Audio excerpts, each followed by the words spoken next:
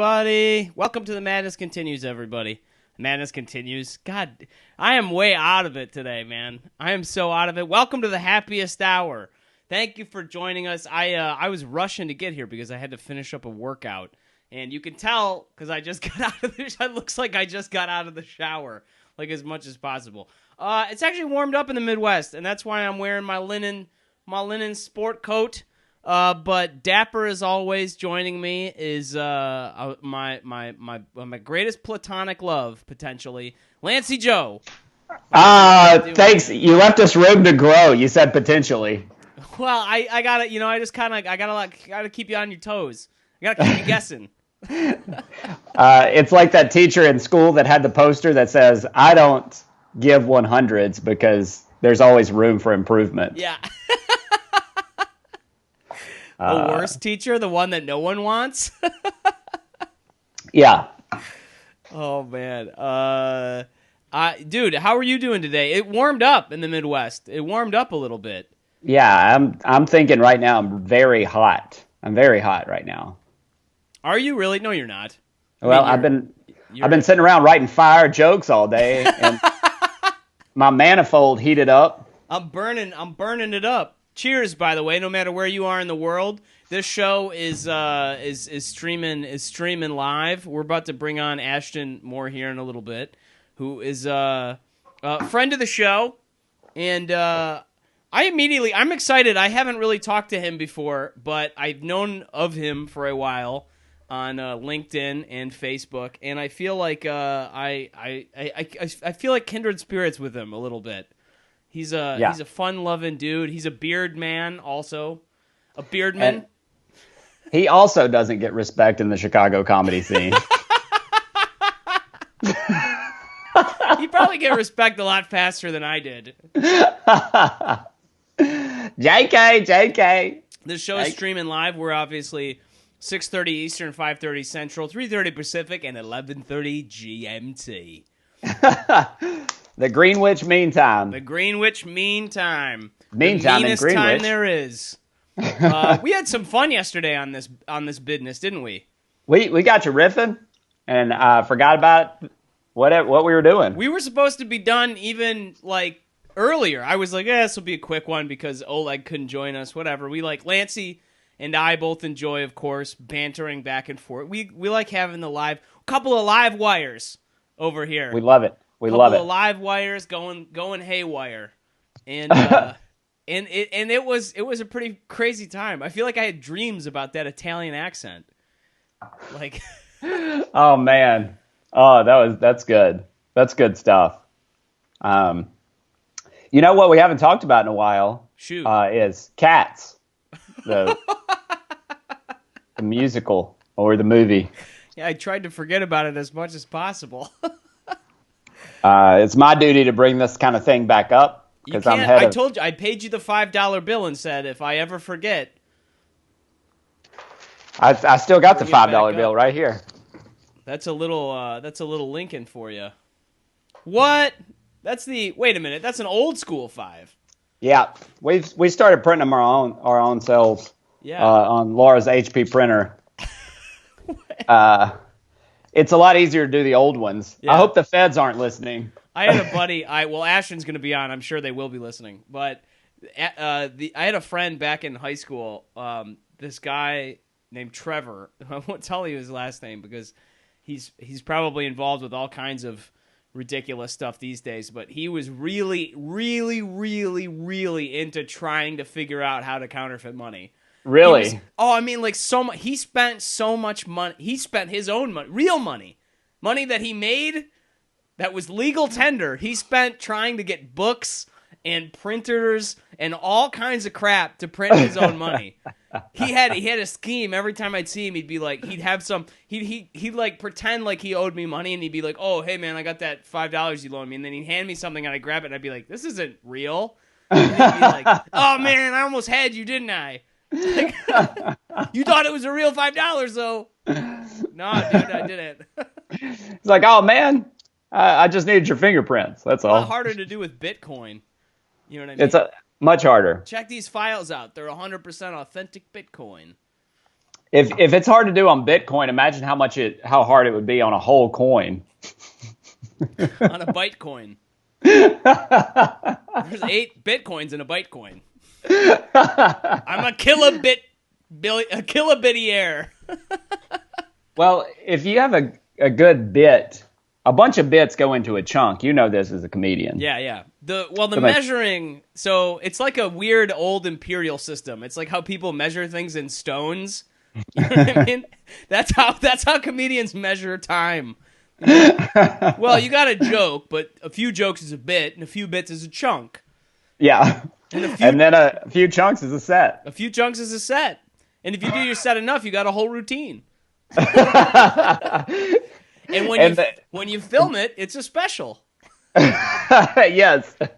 The millennials will call the routine, they'll call it an hour. That's their hour. That's their hour. That's his hour. Well, he's only up there for 45 minutes.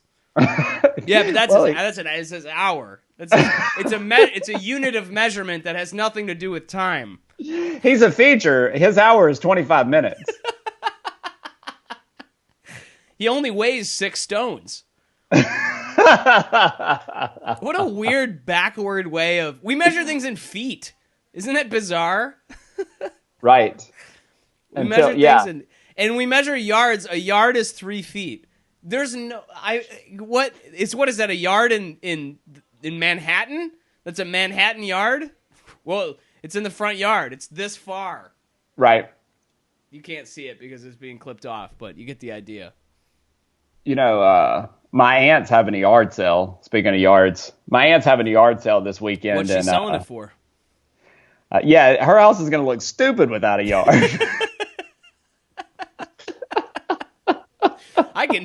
It is heating up in here. These jokes are straight hot fire.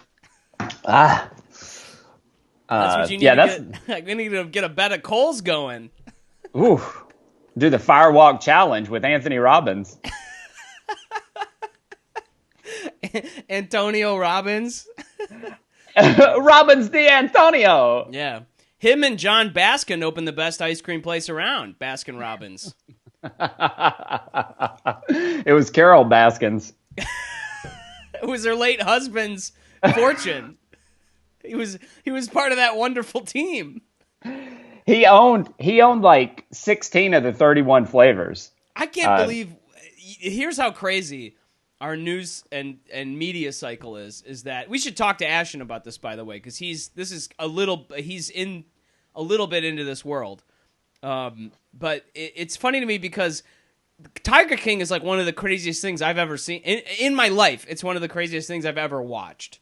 Like, It was just insane. It was like from top to bottom, beginning to end, it was like madness. It was like being on a roller coaster. And like every time I got off, because I was like, I can't take this anymore, I wanted to get right back on. That's how crazy it was. That was only 7 weeks ago. And now we're whatever. We've moved on. You know what I mean? We're in like a completely different reality. Right. I'm so... I mean, time is messed up right now. The whole like space-time continuum is just jacked up. That's true. And it's Obama's fault. I'm glad you said it. You said it before I could hit it. President Obama. I love Conan tweeted, he said, after Trump is elected to his second term, who's he going to blame for all of his problems? You're like, that's right, man. That is so funny. Well, I like the joke, but obviously everybody knows that he can still blame Obama for things. Obviously, he shouldn't be blaming him now. He can still blame him in 8 years. Yeah, so Supreme Court heard arguments the other day about how I cannot get my mustache. I did this workout, right? And this beard is getting to the point where I have to take like 20 minutes after I got out of the shower to just get everything set up, or these hairs are going to wildly go wherever they want. Here, let me turn this light on for some definition. You see what I can't believe the Supreme Court was talking about this. That's how important this beard topic has gotten. The president's lawyer argued that I have to shave my beard. So the Supreme Court heard arguments today, but this was 2 days ago, actually, I think. And the president was arguing that he didn't have to give up third-party documents related to a case that he was facing in the state of New York, related to the funding where he paid off these women who basically never mentioned that they had sex with him. And what's amazing to me about this is that I know this is down the rabbit hole, but Clinton, they told Clinton he had to sit for a deposition, and he was the president at the time. And so Trump was like, yeah, but I don't have to. And that was literally the argument his lawyer made. He was like, yeah, but the president doesn't have to. And even the conservative justices were like, this is ridiculous. Why did we, they were even mad. They were mad at themselves. They were like, why did we even take this case? Well, this brings me to my next joke. You know what the difference between a regular court and a Supreme Court is? The Supreme Court has sour cream and cheese on it. You did not. Did you? Was that waiting in the holster? Did you write as I was talking earlier? I didn't even hear the story that you just told. I was like, get to the Supreme Court joke. Your patience is unbelievable. I couldn't. I would have interrupted my own talk if I had that joke in the holster. But part of that is it is kind of admirable that he's just like, no, I'm not going to. I don't have to do that. Yeah, it's right. Fun. It's kind of funny. As a comedian, it's funny. As a comedian. Laura's got Trumpicana Orange right here. What? We got a new sponsor? What? Hey, move it to your... Oh, my gosh. Move it to your right side. Hey, that's...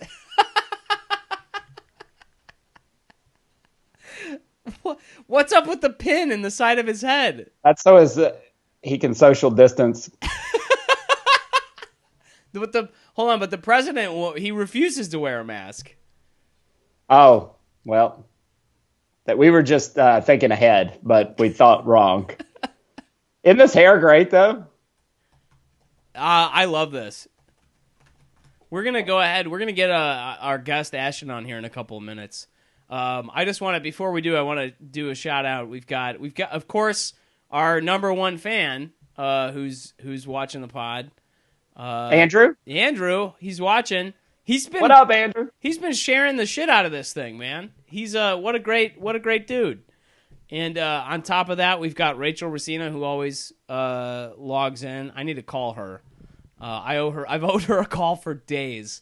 This book, by the way, I just want to say this for you guys watching. I released the Stoic Salesperson, which is on Amazon. I might as well link that in the comments on this show. But the Stoic Salesperson, you can search for it. It just took a lot of work to get it out there, and now there's a whole bunch of stuff moving around with it, which is cool.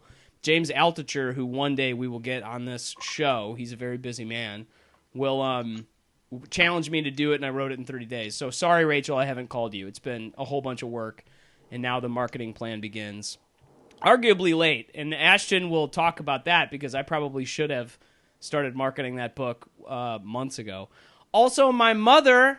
who Ashtan mentioned, your mom is tuned in. You're right, man. She's a nice lady. All right, we're gonna go ahead. We're gonna get you going on here and bring him onto this show. Lance, do you by the way, buddy, you don't have any? You got any big projects rolling around? I feel like we need to write the Tao of comedy or the Tao of stand up together or something. At least the NASDAQ of comedy. How have I never seen that joke coming? It's Ashtan Moore. We got him. Hey, buddy. What's up, guys? And hey, this is the best part. So my mom's tuned in too. So we have all the moms here. All the moms. And Lancey, and when Andrew shared the show the other day, and Lancey's mom commented. Yeah, it's getting serious. Get your mom to pop in the show notes, buddy. And we should start a group. She's in there. She was making Bitcoin jokes with you. She said a whole coin is the best Bitcoin, is what she said in there.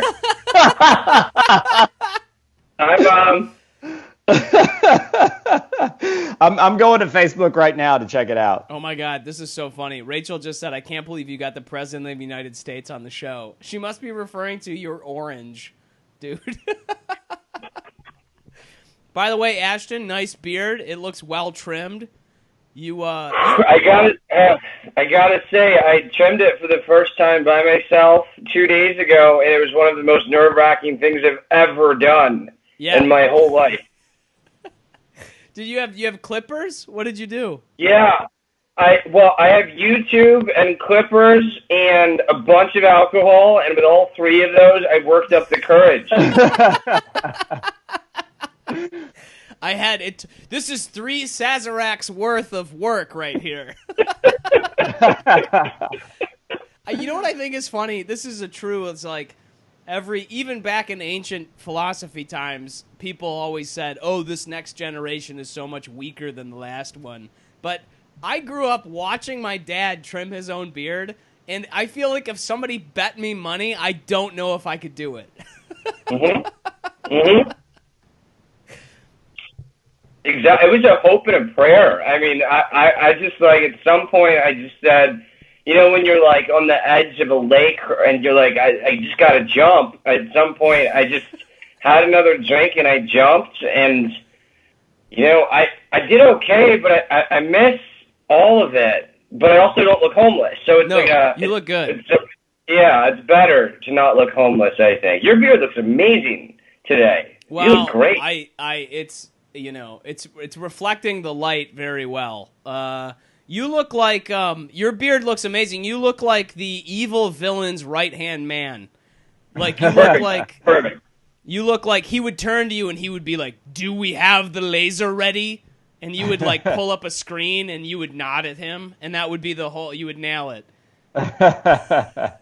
So I love that take a lot more than my CFO. So I got on a video call with my CFO yesterday, and he takes one look at me, and he goes, "You look like that dude in the Viagra commercials." I'd say you look more like the dude in the Cialis commercials. The classier Cialis. Brendon, you're only booking people with beards from here on out. I see. we had Hobart on the other day, and he had his beard. It's definitely, we have to balance. Lance is just so clean shaven all the time that I feel like, you know, a disproportionate amount of airtime on this live stream is dedicated to talking about facial hair. I can't. What can I say? It's a topic. It's top of face. Ashton, what are you drinking over there, man? So I decided on the Fanciulli, which is it's Italian for the boys, and what it is like a very deep Manhattan. So it's Fernet Bronco, sweet vermouth, and then some rye. I did the old Bullet, which I'm running low on because I drink a lot of Bullet. And it tastes like, I think it's named the boys Fanciulli, but it actually tastes like your Italian grandmother's like anger is what it tastes like. I like a Bullet rye also. Do you know what? Do you have a big liquor collection at your joint? You know, I would, but it seems to keep disappearing. I don't know where it goes. But so I have a lot of input, but also a lot of output. A lot of throughput on that liquor. Yeah, it's like a freeway. High bandwidth liquor situation over at the Moore household. Yeah. So catch me on a delivery day, and I've got whatever you need. But a couple days later, it's kind of a coin flip. We'll make something. I feel like I used to have, if people come over and they look at my liquor cabinet, they would think I was an alcoholic. I have so much liquor because people, we used to Airbnb this place, not this place, but at one time I lived in an apartment which was Airbnb-able. And people would come and they would come for the weekend and they would buy like a fifth of something or more or a handle, and then they would leave it. And I would have this great collection that I was just gaining. So I didn't have to buy any liquor for a while. And after I did, I realized that Trader Joe's is just the way to go, man. Any Trader Joe's branded, I will put Trader Joe's liquor next to any name brand, and it is almost just as good. Yeah, it's actually true, because I think over 50% of it all comes from the same source, and essentially it's being sold out of factories. I forget what they're called, but one of my closest friends is the best bartender in the whole world, so he tells me all this stuff. So like all of your brands, like the majority of them are the same bourbon, just with different labels on it. They only run through their still like once. Yep. It's basically done. They run it through once, down some flavor, and they're like, here you go. It's like, so you're right. Yeah, it's exactly because you're a whiskey guy. They have a 12-year age single malt Scotch that's like $25 maybe dollars a bottle, and it's like a Speyside, unbelievable. It's like very peaty. It's like really good, and people speculate. There's a whole, you can go down to Reddit threads that go way down the rabbit hole of trying to figure out which distillery it comes from in Scotland. It's like, it's unbelievable. Oh man! So what Reddit forums? Wait, for those who don't know what Reddit is, it's a geeky message board where you can talk about anything you want in the world. So why don't we talk about what subreddits you're subscribed to? Like, what do you read on there? Oh my God, that's a good question. Lately, r/idiots in cars has been a real entertaining one. That's a really good. So, like, for people, are you familiar with Reddit, Lance? Yeah, but I don't frequent that though. He doesn't have a beard. Yeah. Yeah. They disallowed me on there. Do you have a fedora? Because only one is required. Can I please borrow a fedora? I do not. I have a few. Do you really have a fedora? You better believe I do. I've got. Shit! I wish they were in this closet, but I would put one on right now. I have an embarrassing number of fedoras. Really, one is embarrassing, but I have more than one. So it's the same as having 100. Yeah, I might as well have 100. I think you just gave me permission to buy 98 more. So, I did. So anyway, so Reddit though is like everything is arranged by subcategory. So any like topic of interest has this whole group of people that's like arrayed around it. So people and you can think of like anything like Donald Trump's fans have r/the Donald. There's r/conservatism, r/US news, and it all begins with R and then a slash for the URL and then the name of the thing. And one that I'm a real big fan of lately is r/idiots in cars. And you just watch tons of footage of people recklessly driving. And for some reason, it is so cathartic to watch these people. Another good one is r/justice served. That's like a great one, where somebody does something illegal and then the video is them getting arrested.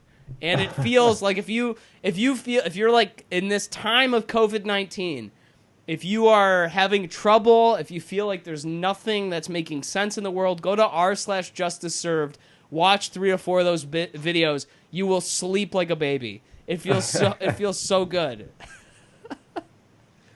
It does. What are yours, Ashton? I'm curious about that now. Oh man.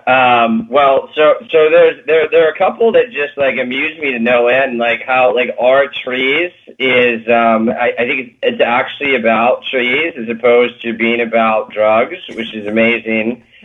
There's another one. You'd think that a subreddit called Super Bowl would be about the Super Bowl, but instead what people do is all day long they just post pictures of owls. They call it a superb owl. And just to tase everybody all the time. I mean, just the amount of amusement in that place. And now the worst one, I really don't want to say this with my mom on or your mom on, but if one day look up I'm Sorry, John, and it's what Garfield I love I'm would be Sorry, like. John. Oh, you know it? Oh, Tell us about it.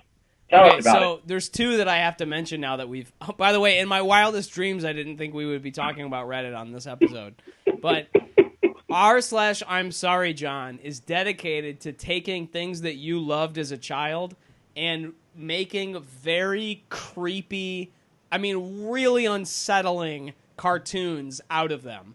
So, and it's called I'm Sorry, John because it's Garfield, right? Basically. So Jon Arbuckle is the main character in Garfield, and he owns the cat, and his life is basically crappy. If you read the comic, which I did growing up, I had so many Garfield comics, and I would just lay in bed reading them, and it was so funny because it was like Garfield ruined this man's life, like this cat, and so r/I'm sorry, John just takes it one step further and just goes, Garfield's an actual monster. Like, he's an actual malevolent force in the universe. And if you're familiar with H.P. Lovecraft, it's like he's like a Lovecraftian monster from some other plane of reality who's actually warping this poor man's life. And it's unbelievable. It's so much fun to read. And it is genuinely creepy. It's terrifying. It's scary. Terrifying. I'm sorry, John, but this is where the pain begins. And you're like...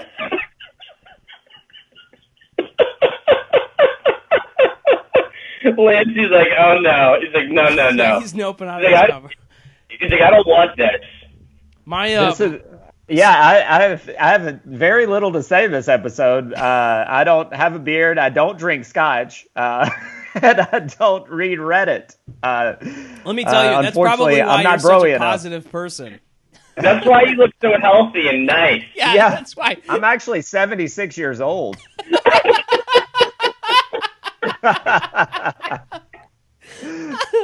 Lancey Joe just celebrating his 76th birthday.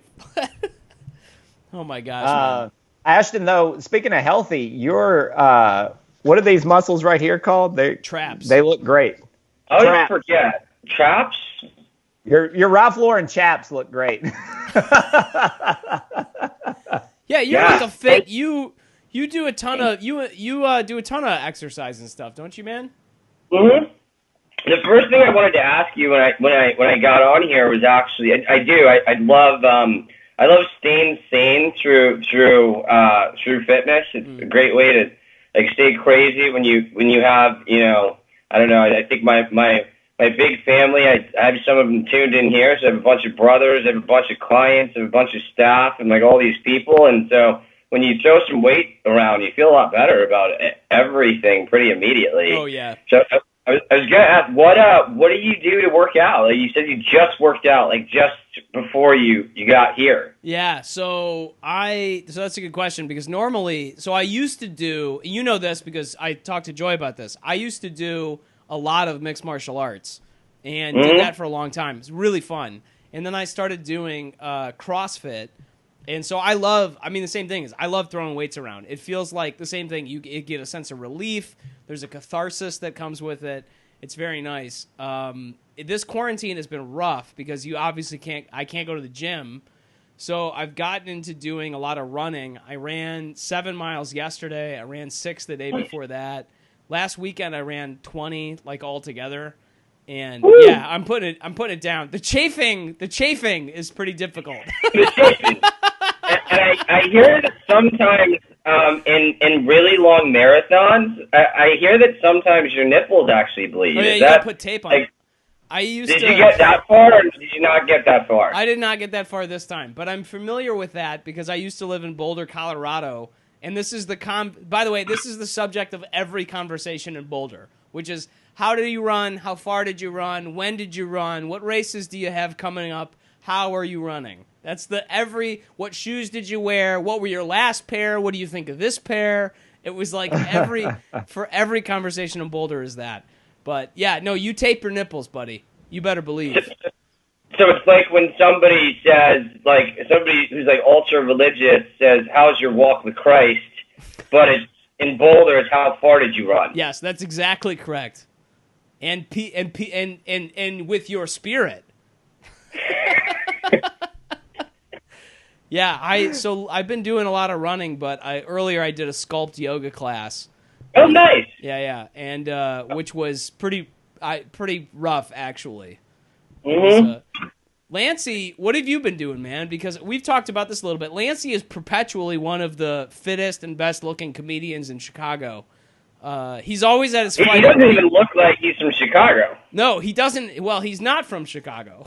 So you got him there. I do, like I've said, Brendon and I talked about it. I do a rigorous 90 seconds of yoga in the morning. Right when I wake up, I do 90 seconds of yoga, and then I forget about it. I do work out sometimes in San Andreas on Grand Theft Auto, but besides that, there's no weight training at all, really. I hear you can practice hoops in the new NBA game, too. You can actually go into the stadium and practice throwing shots. So you could add that in if you want. I'll have to, yeah. If I'm not so slammed or sore from the Grand Theft Auto, I might go over there to the NBA 2K and work on my shot. Yeah, hold on a second, Ashton. I got to ask you, who is D. Marie Moore? Is that what is my mom? That's your mom. There she is. Okay, so she wrote Vibram 5 Fingers. Do you don't run in Vibrams, do you? Thank you for asking to clarify, and it's going to be a hard no. Because I like for people to think that I'm a real human and not a space alien. Okay, so I run in Vibram 5 Fingers. Do you really? Alien. I knew it. I saw that comment and I was like, who is she talking to? Because my mom does too. She's got him as well. So. My family likes them. They really creep me out. Like, they really do. Like, not as much as I'm sorry, John, but like halfway as much. They're I'm not gonna lie, they're pretty weird. Like, for a little while they were on I had a photo of me hiking in Colorado on one of my dating profiles, and probably 8 out of 10 women who messaged me, the opening message would be, "Do you really own those finger shoes?" Finger shoes. That's what they're called. Close enough, man. I actually, back in, I guess maybe 2009-ish, I used to run, and I had some of those shoes. And you get blisters in places that you shouldn't have blisters. Yeah, have you ever used them, Ashton? Oh, come on, man. Your mom uses them. Come on. She's tried. I'm pretty sure she's bought me some at some point. Like, they're probably under my bed, hiding all the way in the corner. I love this. I love that she just said, "I was told my feet look like an ape's in Costco." Well, she just admitted to wearing them to Costco, though. So that's a step further. That is so funny. That sounds like a weird British gangster insult. Yo, mate, your feet look like Costco apes' feet. That sounds like a weird thing that like a fucking East End guy yells at another dude. Right, mate. It's 2 in the fucking morning, mate. What you doing with your ape Costco feet on my block, mate? I don't. So I know I'm a guest on your show, but can I keep asking you questions? Do it, man. Okay? Come on, let's keep them going. So tell me how somebody who has a full-time job, a beard, and a daily happy hour could write a book in 30 days. By the way, it's called The Stoic Salesperson. It's for sale on Amazon in the link, guys. Yeah. Well, first of all, thank you, sir. I can see why you started a company doing this. I want to hear about your company too. By the way, we need to talk about Plan B in a minute, but or Model B. Pardon me. I was about to say, you work for Plan B. I've just purchased so much Plan B in my life. I took one earlier just in case.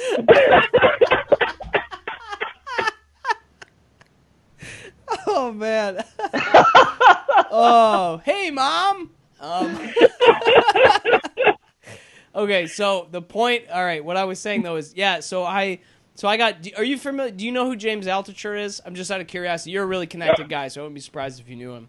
But he's a friend. He's an author. He's a great dude. I would encourage everybody watching to go check out his book, Choose Yourself. It's really good. It came out a few years ago. He's got another one coming out this winter, I think, this February, called Skip the Line. He's a fantastic author, really good friend. And I was on his podcast back in January, and he challenged me to write this book in 30 days. He was like, 30 days, take ancient lessons from something and translate them into something you know about today. And on the pod, I was like, I've been thinking about this with stoicism and sales because I've done sales for 10 years on top of doing comedy.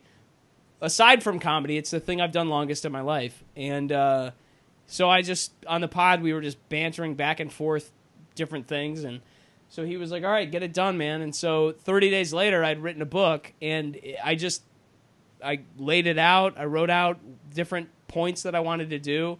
If people are really interested in how I did it, please comment, and I'm happy to jump into it in greater detail, at some other point maybe. But every day I wrote, and I've done NaNoWriMo. Are you familiar with what that is? National Write a Novel Month. If you write, cool. If you write about 1,800 words a day, you can write a novel in 30 days. You'll pass the 50,000 word mark. So this book is substantially less than 50,000 words. About 100 pages. I think it's 23,000 words. But so about half of that. I wrote about 900 to 1,000 words a day ish. How long? How many hours a day did you write? I would write for about 90 minutes. I would get to work at like 6:30, 7 in the morning, and I would write for 90 minutes, and then I would get into it. But and then I would get into the workday. And the formatting. This is now like the fourth book I've written, and all of them are, the writing process is difficult, but the editing and the formatting process is way more challenging. The editing process can take forever. There was a book I wrote with a friend of mine we're going to release later with Bill Petit, friend of the show, and that book is going to be released, I think, in next month. But it is, we wrote it it took probably 3-4 months to write, and the editing process literally took like a year and a half. Like it just is, it's just a lot of work to cut out all the fat. That makes sense. I mean, it's like what Shakespeare, Abe Lincoln said. Like, I didn't have time to write you a short letter, so I wrote you a long one, right? Yeah, I love that. That movie Lincoln is so good. As the preacher said, when I start talking, I get too lazy to stop.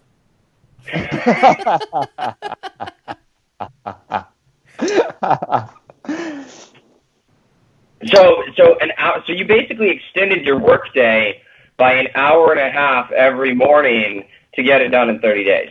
That's exactly true. But Lance, no, he didn't. He just stole company time for an hour. No. He said at 6:30. He's good. Like, I mean, he was still clocking in at 8. Like, to me, that's early. Yeah, but I kind of feel like Lance, you can tell me if you agree with this or not. But I feel like when you're in comedy, you're kind of in a 24-hour work schedule in a strange way.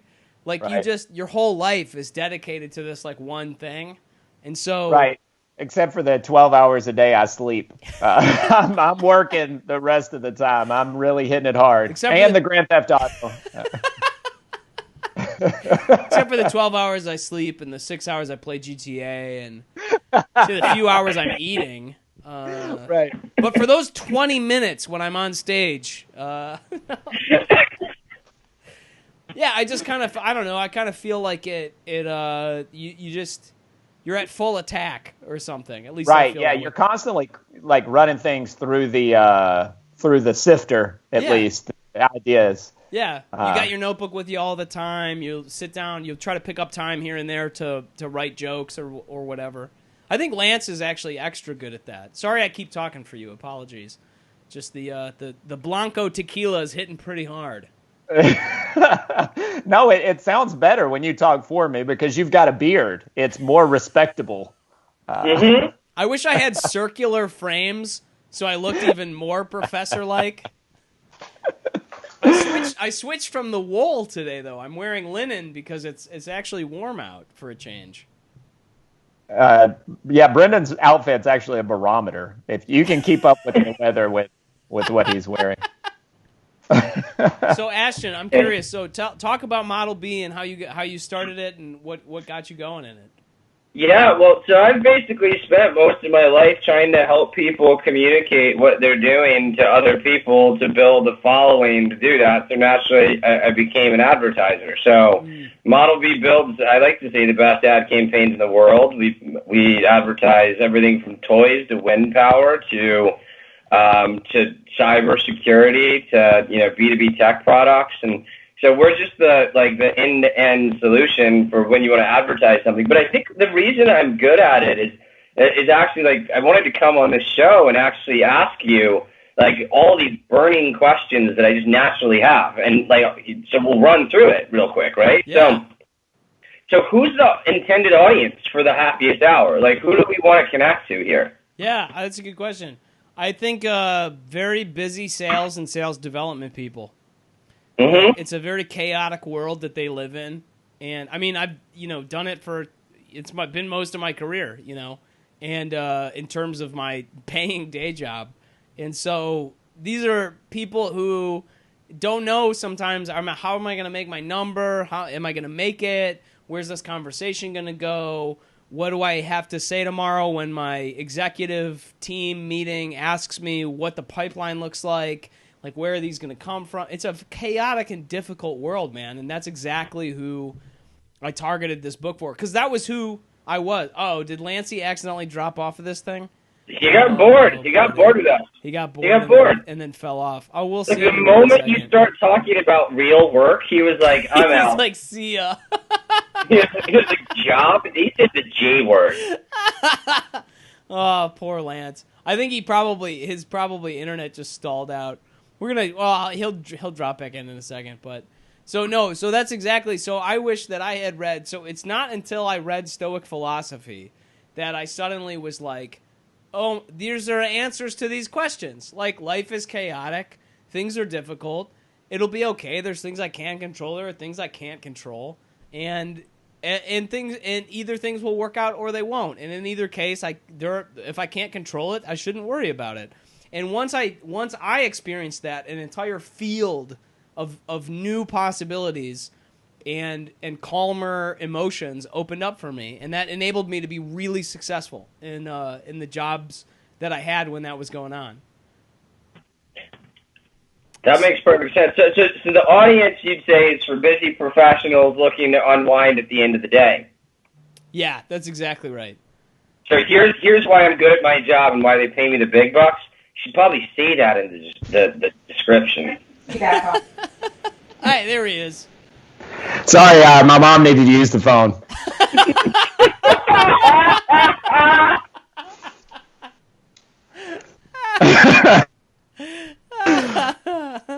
That's God damn it, Lance. I'm sorry I missed it. So about your company, so y'all advertise for all these different. That's the last thing I heard. It's Ashtan was just giving me $12,000 worth of consulting. I'm sure I'll see a invoice later. Well, I just think so. I think the important thing about advertising today is that any good advertiser should never want to show an ad to somebody who doesn't want to see it, because they're not going to buy anything from it, and then you're going to have to pay for it. So the first thing that you want to do is position your company or your brand to actually have a value add to somebody in specific, preferably, because then you can advertise to one human segment and not do the Super Bowl commercial instead. So what we're doing is we're positioning the Happiest Hour, and I was saying, who's this really for? And what we're getting to is it sounds like it's for busy working professionals, salespeople who want to have a drink and laugh at the end of the day, right? Yep. So that in mind, especially if they're caught at home in COVID. Yes. Beers. And scotch. And scotch. On Reddit.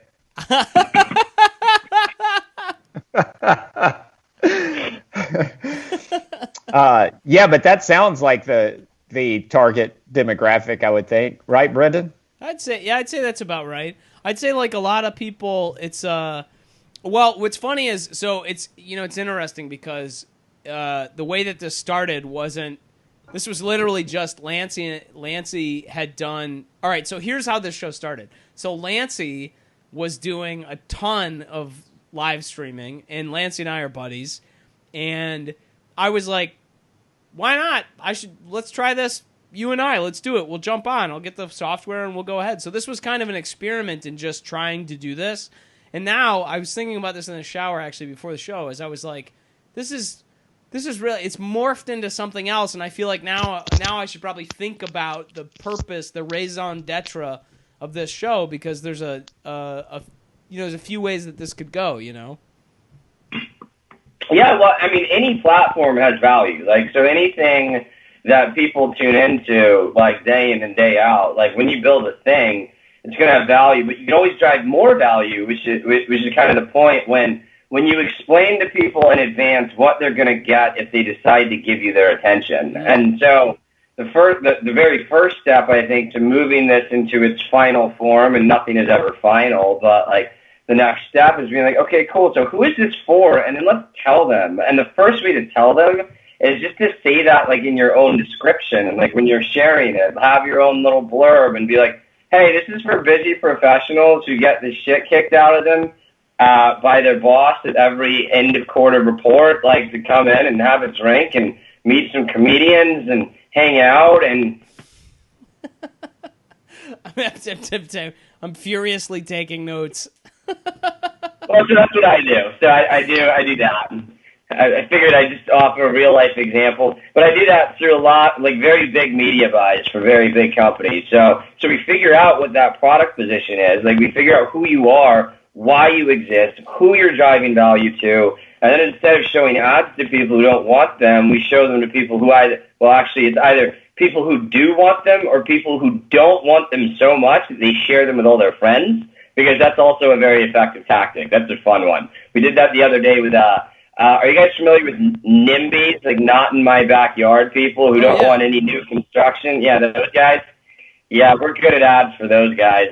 They don't like us. They don't know it's me, of course, but I'm always like, yeah, moving forward with, like, new construction and wind power and all that. And meanwhile, they're sharing these articles thousands of times thinking they're doing harm to the cause, but in reality, they're bringing so much awareness to it that they become advertisers.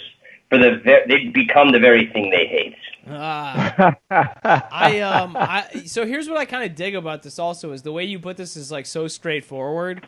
Like, I think that just very plainly being like, here's what this is, here's who it's for, here's what you'll get on board or don't, take it easy, is like I just feel like so much, like, and I from a sales perspective, just so much, and even from a comedy perspective, like, there's so much, like this is what I love about comedy. People will smell bullshit on you immediately if you're on stage. If you get up and you try to be somebody else, or you try to say something that just you don't fully believe in, or you're not, the crowd will leave you in a heartbeat because they don't care. And it's weird because in sales, that's a lesson that not everybody gets for some reason. And so people come in and they're like, let me tell you something about what we have. And you're like, dude, nobody gives a shit about your slick speech about where things come from or whatever.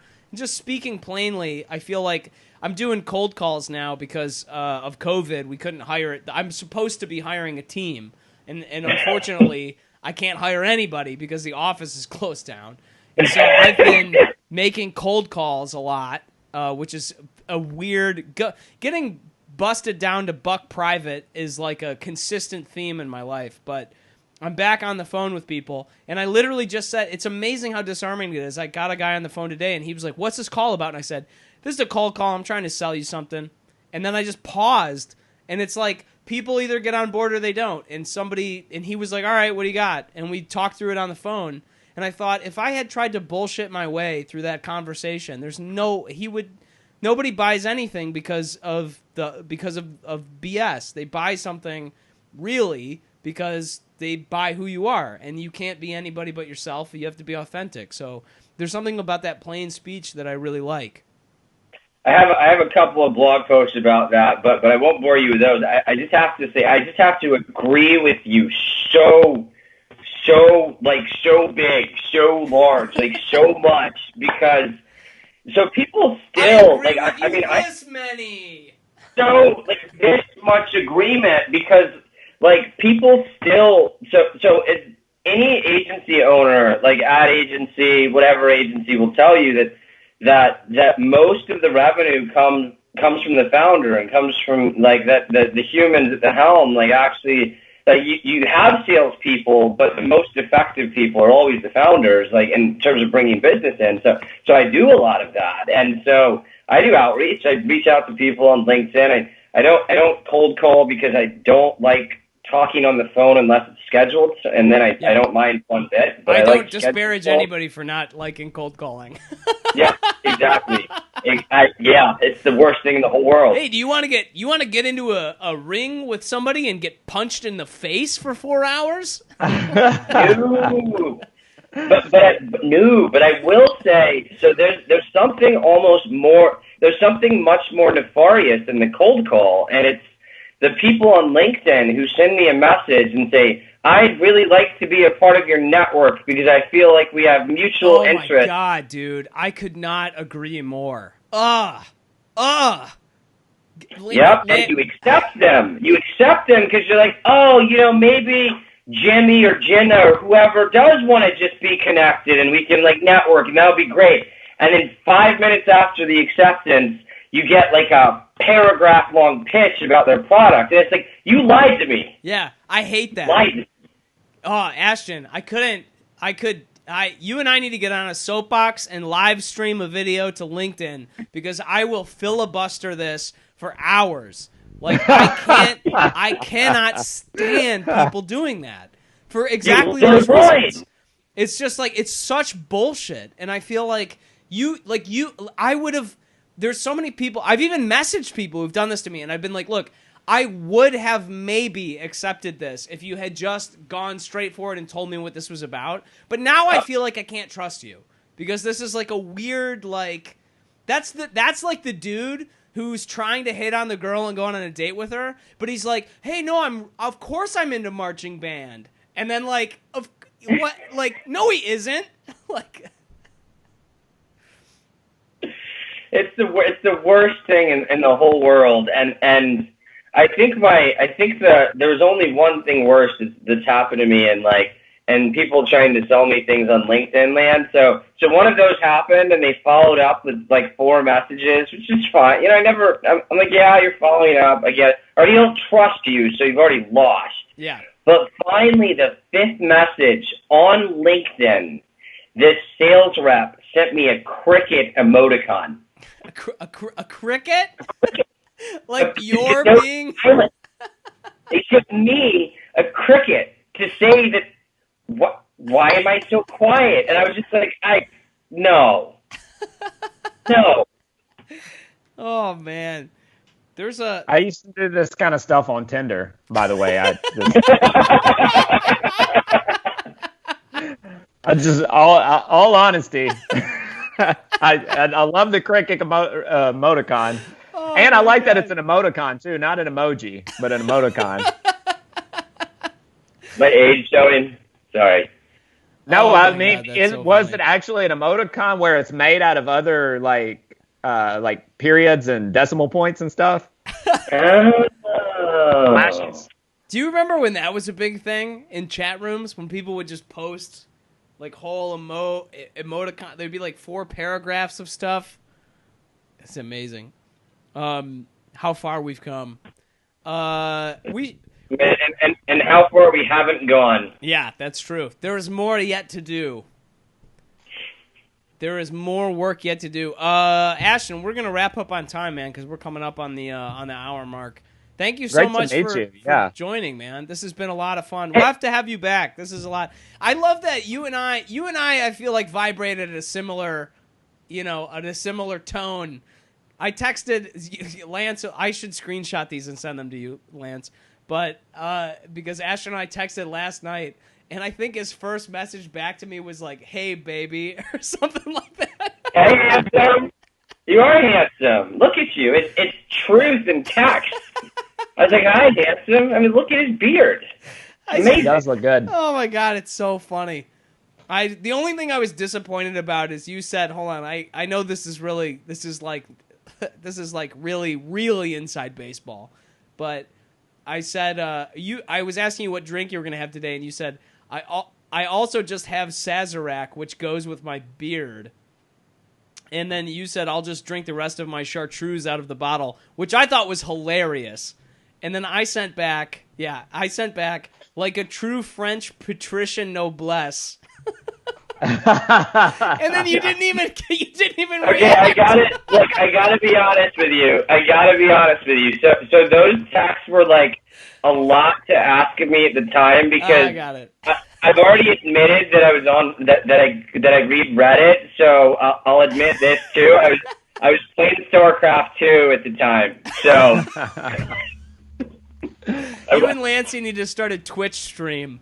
Where you guys go back and forth between. That would be a lot of fun, actually. I don't know if you have one, but it'd probably be a blast to listen to the two of you guys spit BS back and forth as you played video games. That's amazing.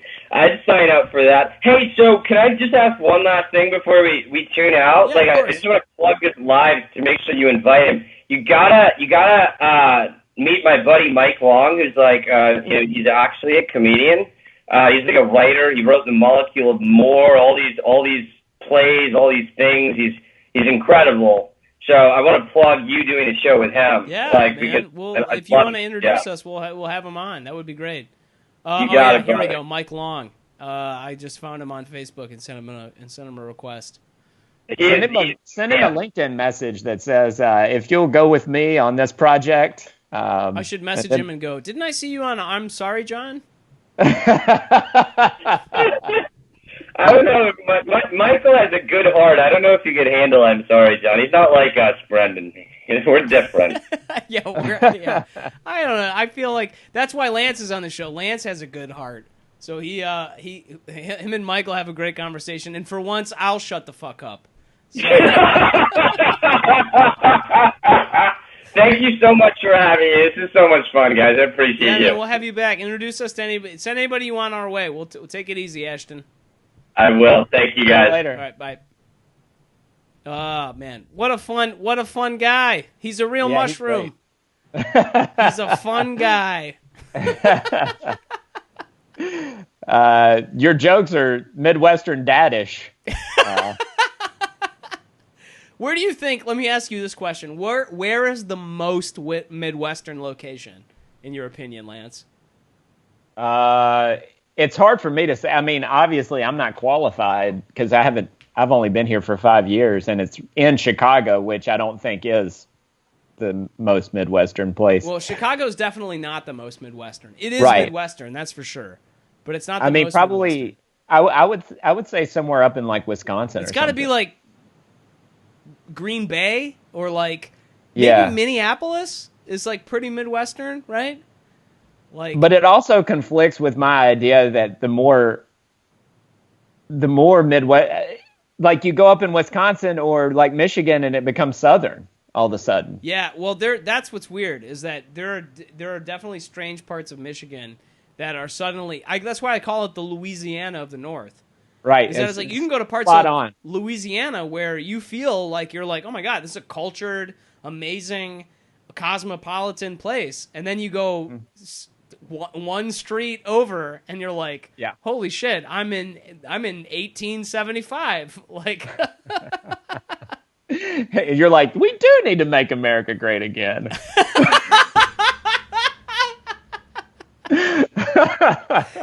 Make this America great-esky. I love that. I just want to make America great again hat that has the Cyrillic, Russian alphabet on it. Yeah. Oh, man, that's so funny. Cyrillic. I love that band. Cyrillic. He's probably my favorite DJ, Cyrillic.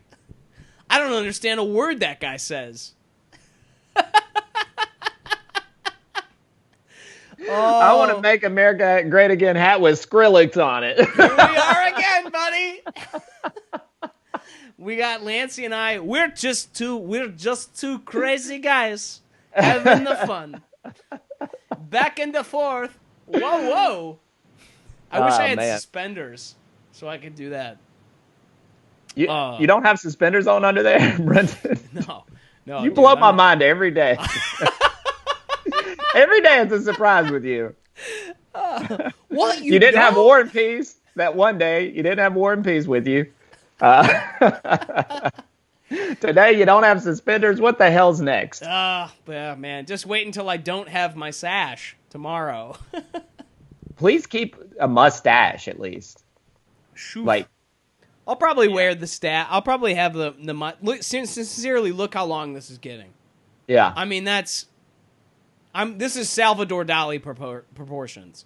Yeah. Maybe cut it down a little. Get to like Tom Selleck. You know? Get some Magnum PI-ish. I'd prefer, Magnum PI, dude. You know, a lot of people watch Magnum PI, but they really should just be watching Latex PI. Not a great. You saw where I was going, though. A little time and a notebook. Yeah. All right, buddy. Who you got on your show tonight? I think it might be Laura Hug. Otherwise, I might be riffing for I might be riffing by myself for an hour That's or so. That's my favorite Billy Idol tune. Riffing by myself. Yeah. Real good stuff. Real good. Wild and wacky stuff by myself. Whoa. Next up, we got a young artist out of England, Billy Idol. Billy Idol, everybody. William Idol. Come on out of here. That's what William Idol. All right, buddy. Take it easy. I'll see you later. Give me a call when you're on. Message me, and I'll be able. I think I have the ability to jump on. Yeah, nice. I'll holler at you tonight, and I'll holler at you, and then we'll figure it out from there. And when I have some windshield time, I'll touch base with you. Excellent. I want to have some windshield time. Oh man, you guys don't know this because you tuned in for Ashtan, but let me tell you, that's a funny callback. Thank you. I want to say this. Thank you so much for tuning in. Thank you for being a part of the Happiest Hour. Thank you to Ashtan for joining. What a fun. That was a great time. I want to go speaking of New Orleans, we need to go take this show on the road down to New Orleans and have him join, and we'll sip some cognac and have with our patrician pinkies in the air, and it'll be a great time. Let's go to Georgia or something where we can do whatever we want. That's the wildest state there is right now. That's what we need to dive into next episode. We'll talk about Georgia and the Supreme Court crap and everybody like this. I'm excited for tomorrow. We got Sarah Lynn on the show. She's so much fun. She's a L.A. comedian holding it down. So we got, if you're watching this still and are still tuning in from Ash's family, like, subscribe, hit that like button, hit that subscribe button. Pound it. Follow Brendon Lemon on whenever you can get it. Follow Lancey Joe, and we'll see you tomorrow. So everybody, take it easy. Have a good time. Have a drink. Welcome to the Happiest Hour. Take care. We're here Tuesday through Friday, 5:30 Central, 6:30 Eastern, 3:30 Pacific, and 11:30 GMT. Take care.